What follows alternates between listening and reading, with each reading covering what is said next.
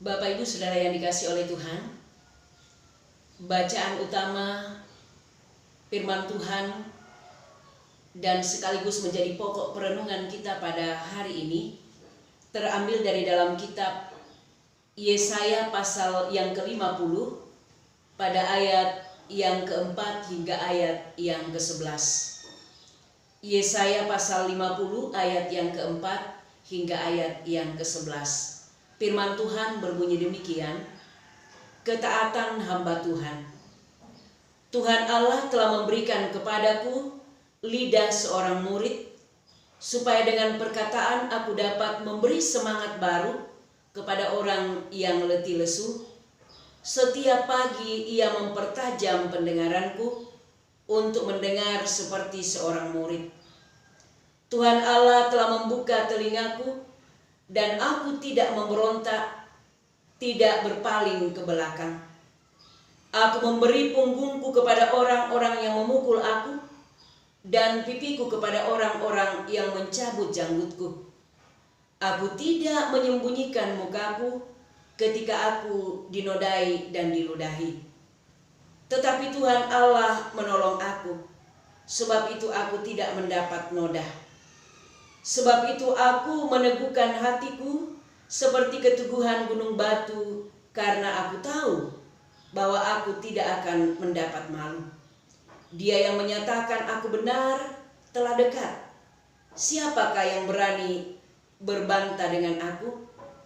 Marilah kita tampil bersama-sama.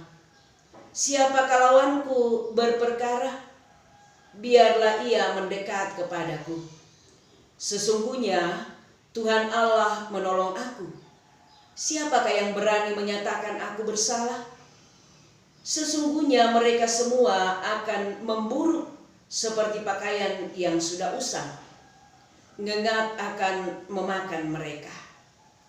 Siapa di antaramu yang takut akan Tuhan dan mendengarkan suara hambanya? Jika ia hidup dalam kegelapan dan tidak ada cahaya bersinar baginya, baiklah ia percaya kepada nama Tuhan dan bersandar kepada Allahnya. Sesungguhnya kamu semua yang menyalakan api dan yang memasang panah-panah api, masuklah ke dalam nyala apimu dan ke tengah-tengah panah-panah api yang telah kamu pasang. Oleh tangankulah hal itu akan terjadi atasmu. Kamu akan berbaring di tempat siksaan. Demikianlah firman Tuhan. Amin. Bapak Ibu Saudara-saudari yang dikasihi di dalam nama Tuhan Yesus Kristus, tema firman Tuhan pada pagi hari ini, taat walau perih. Makaritutu moy anna mapadi. Ada dua kata yang penting kita lihat melalui tema perenungan kita saat ini, yaitu kata taat dan juga kata perih. Taat bisa berarti tunduk atau patuh, entah itu aturan atau ketentuan yang ditetapkan. Perih berarti pedih, rasa pedih atau sakit. Entah itu terkena barang tajam, kena semprotan sabun, atau kata-kata yang menusuk hati seseorang yang tidak sepantasnya diucapkan atau dikeluarkan kepada sesama. Pembacaan utama firman Tuhan menjadi pokok perenungan kita pada saat ini, Yesaya 50 pada ayat yang keempat hingga ayat yang ke-11, berbicara tentang nyanyian hamba Allah. Hamba Allah yang dimaksud di sini adalah Nabi Yesaya. Ketika kita membaca pada ayat-ayat yang sebelumnya dari pasal 50 ini, Yesaya 50 ayat yang pertama hingga ayat yang ketiga, di situ dikatakan bahwa Nabi Yesaya dipakai Tuhan untuk menegur umat Israel atas dosa mereka, sehingga mereka mengalami pembuangan di Babel. Tetapi dalam bacaan kita secara khusus pada pagi hari ini, melalui Yesaya pasal 50 ayat yang keempat hingga ayat yang ke-11, kemudian Nabi Yesaya dipakai Tuhan untuk membawa umat Israel ke dalam ketaatan kepada Tuhan. Inilah yang membuat hamba Allah yaitu Yesaya mengangkat nyanyian kepada Allah. Bapak Ibu Saudara yang dikasihi di dalam nama Tuhan Yesus Kristus, betapa pentingnya membawa umat kepada ketaatan terhadap Tuhan. Dan ini dimulai dari Nabi Yesaya sendiri dalam bacaan saat ini. Ada 3 hal penting yang hendak kita pelajari dari seorang hamba Allah yaitu Nabi Yesaya. Pada ayat yang keempat hingga ayat yang kelima, di situ dikatakan taat kepada firman Tuhan. Itu hal yang pertama. Nabi Yesaya menjadi orang yang taat kepada Tuhan, rajin, tekun di dalam mendengarkan firman Tuhan, sekaligus mempraktikkan kebenaran firman Tuhan. Bukan karena kedudukan atau jabatannya, tetapi yang terutama ketaatannya kepada Tuhan. Sebagai seorang hamba, ia sangat mengerti betapa pentingnya menjadi orang yang taat kepada Tuhan. Demikian juga dalam kehidupan Yesus yang telah digenapi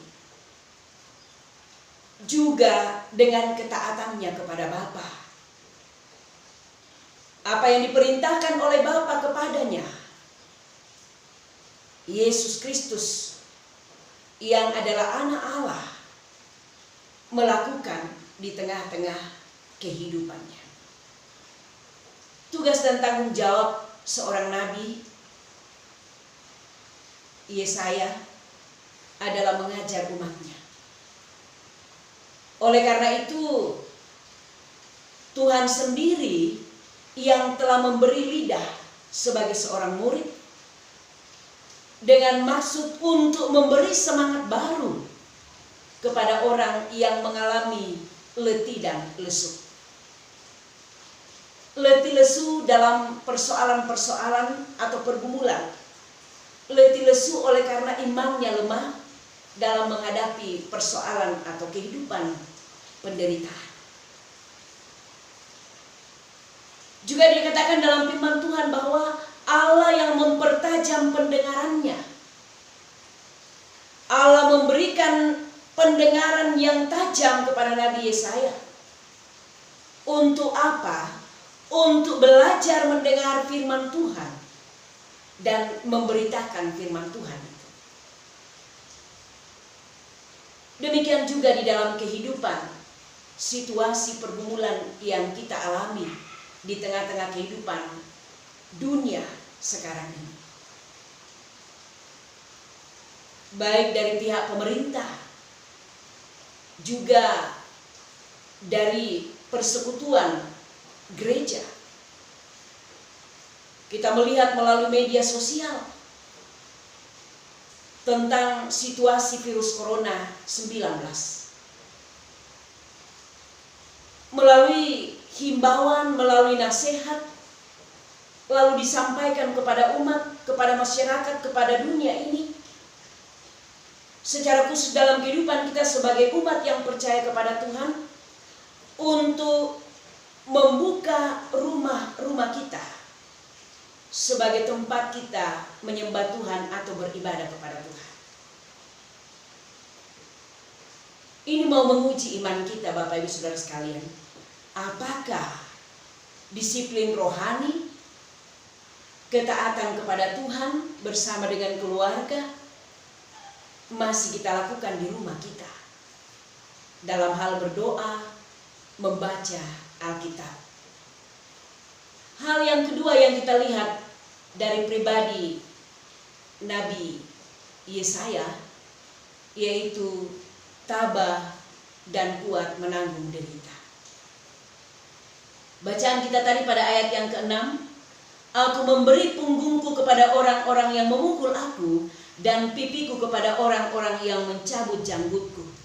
Aku tidak menyembunyikan mukaku ketika aku dinodai dan diludahi.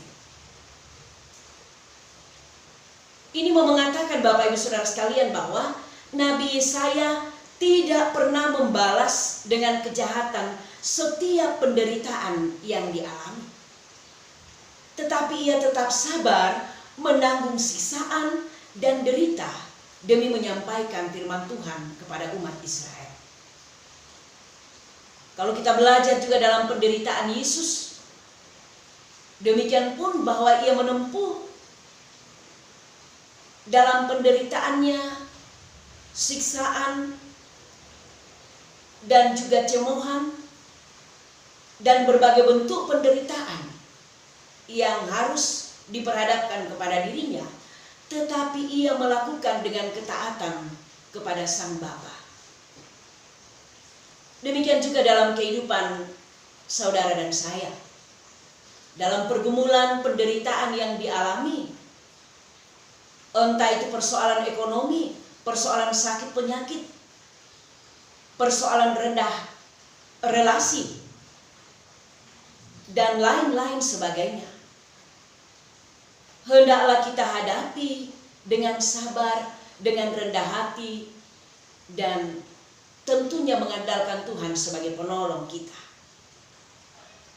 supaya kita mampu menanggung derita dalam hidup ini. Hal yang ketiga yang kita lihat dari pribadi Nabi Yesaya, bahwa belajar berteguh hati dalam iman kepada Tuhan. Pada ayat yang ke-10 bacaan kita tadi mengatakan, siapa di antaramu yang takut akan Tuhan dan mendengarkan suara hambanya, jika ia hidup dalam kegelapan dan tidak ada cahaya bersinar baginya, baiklah ia percaya kepada nama Tuhan. Apa yang mau dikatakan dari ayat bacaan ini Bapak Ibu Saudara sekalian? Di sini Nabi Yesaya ternyata menikmati semangat baru di dalam memberitakan kebenaran firman Tuhan. Dan semangat baru yang ada pada dirinya itu oleh karena pekerjaan Roh Kudus. Itulah sebabnya Nabi Yesaya mengatakan, dekat Allah saja ia tenang. Itu juga merupakan kesaksian Raja Daud, bahwa hanya dekat Allah saja aku tenang, dalam Mazmur 62. Saya kira ini juga akan menjadi kesaksian Bapak Ibu Saudara sekalian dan saya, bahwa belajar dari situasi yang dialami umat Israel, yang dialami oleh Nabi Yesaya, tentu juga menjadi bahagian dalam peristiwa yang kita alami dalam kehidupan kita sehari-hari.